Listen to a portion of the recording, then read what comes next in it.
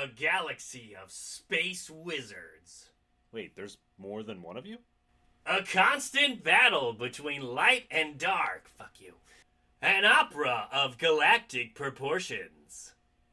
I'm your host, Pariah. And I'm your host, Lovax. And this is Card Composers.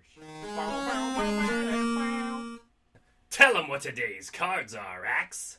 Today's cards are based on the brainchild of the great George Lucas. Disney Star Wars. Last week we started with you. This week we'll start with me. My first Star Wars card is the Death Star. 10 colorless mana for a 101 legendary artifact vehicle mythic. It has Trample, Undying, and Crew 10. The Death Star enters with a shield counter. Whenever the Death Star attacks, destroy all lands target player controls. Alright, thoughts on the card? Damn, this card's pretty great. I like it. 10 mana cost. It's steep, but for 10 mana, it should be pretty strong. And even though a Naturalize tells this thing to go fuck off, I do like that it destroys all the lands. But it comes back. They destroyed it the first time, and then it just came back in the next movie. Yeah, that's true. Slightly more powerful. It would be a 101. 2. That's true. It gets the extra little and bit it of comes toughness. back with a shield counter as well. I still like the fragility of it having 1 toughness, since this thing is such a piece of shit. Yeah, It gets blown up twice. No, this is pretty great. Honestly, for what it does, 10 feels a little... For me, I was like, 10 colorless mana. If you're running something colorless that you're trying to, like, generate a lot of mana, that's so easy for something trying to do that. That's why I made it Crew 10. To give you a little bit of more of a hurdle to jump through. Is there a reason why when it attacks you can target a different player to destroy their lands than the one you're attacking? Shouldn't this destroy defending players' lands? Huh. Like if I could change a target, I could have you destroy your own lands. That's true. Yeah, I probably should have had it to defending players' lands. Because, yeah, you're right. It doesn't make sense where it's like, I'm attacking. Or, I don't know. It could just be like I'm going to hurt you by hurting them. Well, the issue would be you'd attack me for 100 and kill me. That's like you're attacking... And then you would destroy someone else's lands, so you would deal with 2 people at once. But that doesn't really feel flavorful. Yeah, I did definitely miss. But I will say that. that destroying the lands becomes irrelevant when you attack with 100 trample. Because they're probably going to lose. Yeah. I mean, honestly, though, there have been some games that we've played where the life has gone past 100 for both of us. Yeah, no, that's true. That's true. The Crew 10. Oof. Yeah, I like it. I like this thing. I mean, you get Crew 10 is irrelevant because you just do something else. Throw a Gigantosaurus on the battlefield. You're fine. Now that you think about neck it, hanger. you running if you're running green ramp, there you go. Yeah, you wouldn't care about that. Play a Gigantosaurus. It crews the thing. Just and crew it you're with good. a spell. Nowadays you can pay 1 or 2 to crew a vehicle until it turns. Oh, that is true. Yeah, I have seen that. Who cares? Oh yeah. Target artifact becomes a creature until end of turn. Cheat this out. You get a 101 trample, Undying, Crew 10, shield counter, and it gets the. Yeah, this is pretty great. Yeah, I like it. It can also be. It's like it also can be dealt with. Yeah, you just got to hit it twice. Well, Oh, then it comes back, but it's still got the summoning sickness. No, you can exile it. Yeah. You can reduce its toughness to be 0. You have a lot of choices here to deal with this thing. And the best way is to just not wait until they have enough mana to play it. Yeah, it's like, we gotta defeat the other side before they bring out the Death Star. Yeah, there's a lot of things you could do here. Run this in an artifact deck and cheat it out that way. Play Tinker. There's a lot of fun things. There's a lot of fun things to do. Oh wait, no, it's not a creature unless you make it a creature. That's right. I was thinking it's like, if there's a card that says search for something with 1 toughness, put it on the battlefield or something like that. But they're not creatures until they get crewed. So that feels okay. That feels a little more fair because there are definitely cards that are like, put a creature with 1 or less toughness on the battlefield. Yeah, but you would just run. I mean, you could just play Fabricate and look for it, or you could tinker it on the field by sacrifice. Play an artifact land, sacrifice the land, play the Death Star on turn 2 or 3 or whatever it is. I don't remember if Tinker's 2 or 3. Who is the other player to complain? They got 3 lightning bolts. They get rid of this thing forever. Well, it would come back and play again with a shield counter, wouldn't it? Well, yeah, that's why I said 3 times. So you destroy the shield counter with the first lightning bolt. Oh, 4 times. 4 times. Yeah, because it would come with the shield counter again. Just run a play set of lightning bolts, and you're fine. You got this. Yeah, run a pinger. Run a pinger. Lightning bolt, naturalize. You have a lot of choices here. That's basically what happened in the movie, anyways. They sent a bunch of pingers at it, and it's just like, oh, one got it. Yep. That's all it takes. Shockingly good card. I like it. Yeah, all right. On to the next card. All right. The next card. No. The next card is my card. Grievous, Droid General. He's a colorless, a red, and a Phyraxian black. For a legendary artifact creature, alien, uncommon. Oh, Pariah, any comments so far? Uncommon? Yeah, he's going to be a lower rarity legendary creature. He's a 2/2 double strike, and when he enters, create a 1/1 colorless droid artifact creature token. Honestly, I would make this guy rare. I just didn't think he was particularly good for 3 for a 2/2 Yeah, double but strike. it's like, honestly, that could be 2 for a 2/2 double strike that enters with a droid. He's No. legendary, though. You could just pay 2 for a 2/2 double strike probably nowadays. I don't know. Well, I mean, he's common, he's the common- legendary. Yeah, I would say the common standard is like 2 for a, I don't know, a 1/2 double strike, or 2 for a 1/1 double strike. I don't know. From what I've seen, at least Yeah, that's the standard. You could pay 2 and 2 life for a 2/2 double strike that gives you a 1/1 token that doesn't do anything. And he's legendary, though. So, yeah, Yeah, he puts out 4 damage, and half of that is like first well, he's got strike. 4 arms. Yeah. That's where I'm just like, damn it! Damn it! Yeah, I really like that. General Grievous was always one of my favorite guys growing up. He's awesome. And you could either pay the black or the life, because, yeah, he's evil, he's a villain, but, like, it's kind of tragic. Oh, yeah, definitely. And then, Dooku was like, oh, they shot you down. How dare they? I did it. But you'll never know. Teehee. So, yeah, pretty simple card. Create a 1/1 colorless droid artifact creature token. Should have done robot. Robot token? Yeah. I mean, it probably would be, but if we're already paying for the license here, we're going to use Oh, the word. yeah. We're going to use the word droid. That's true. It's in his name anyway. Oh, yeah, because even with that secret layer, they did put walkers on the field. And they were just like, oh, this counts as a 2/2. Yeah, it would be like droid on the field counts as a It counts 2/2 droid, it counts as a 1/1 robot. droid, or a robot. Alien what though? I mean, he's just an alien. He's not. You wouldn't call him like a warrior.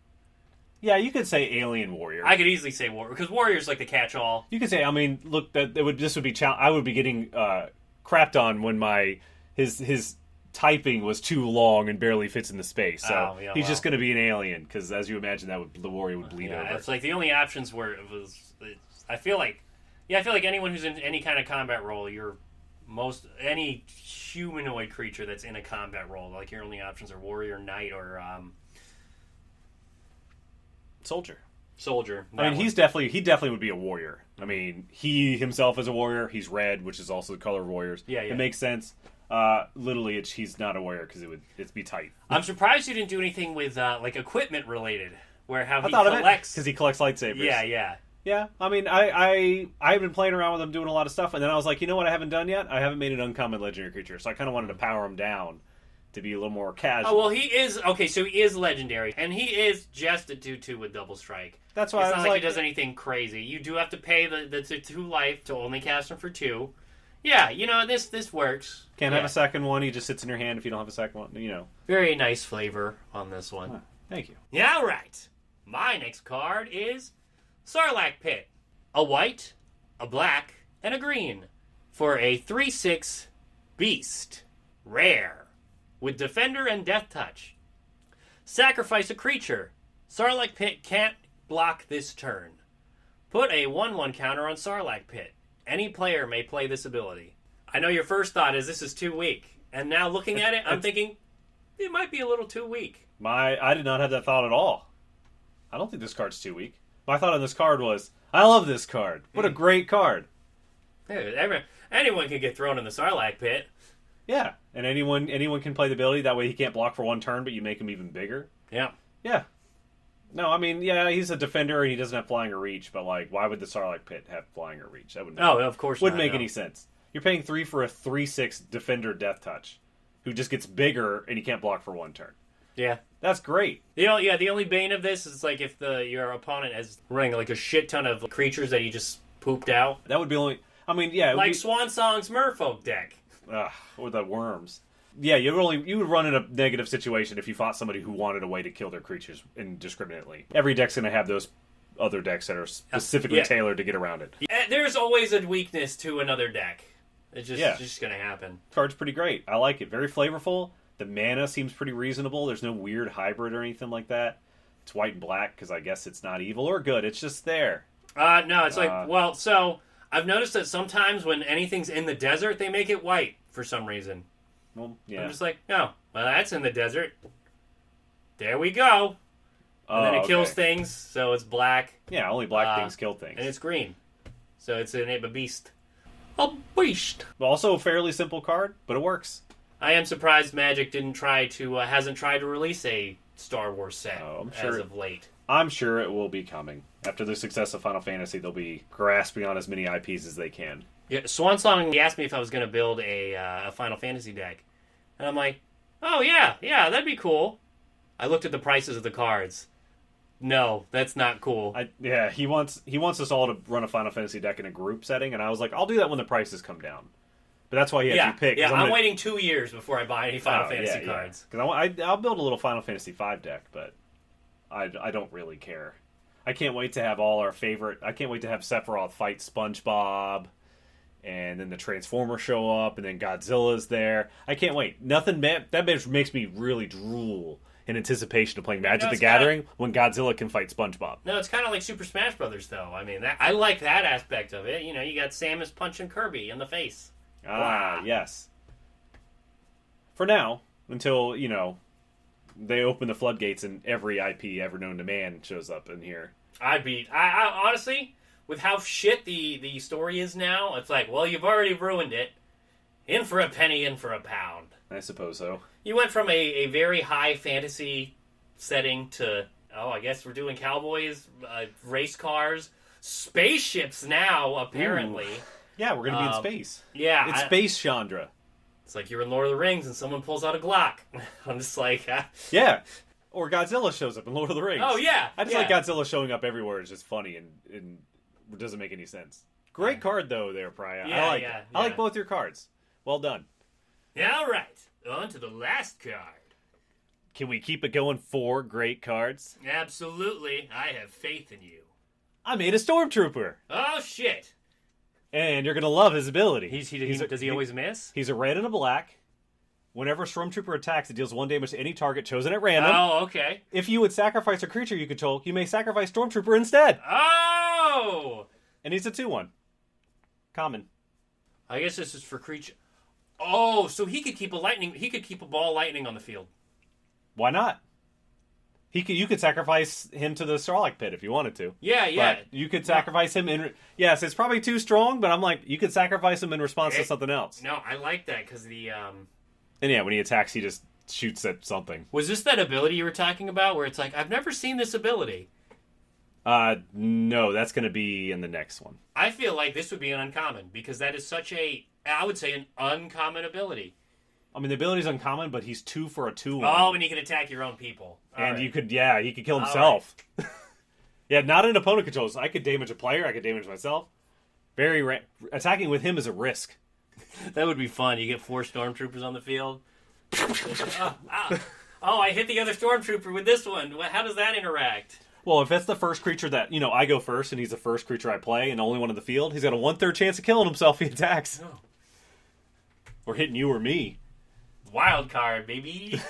Yeah, that's why I like it. And you also, you make me sacrifice a creature. You play, Cruel Edict or something like that. And I'm like, well, I guess I could just choose him anyway. Plenty of other circumstances where the creature you got to sacrifice it, and you just wouldn't. I mean, you could be running like those illusion creatures Jace has, the phantasmal ones or whatever. Like, if they get illusions, if they get targeted, you have to sacrifice them, and you target him instead. I don't know why you would do that, but you could.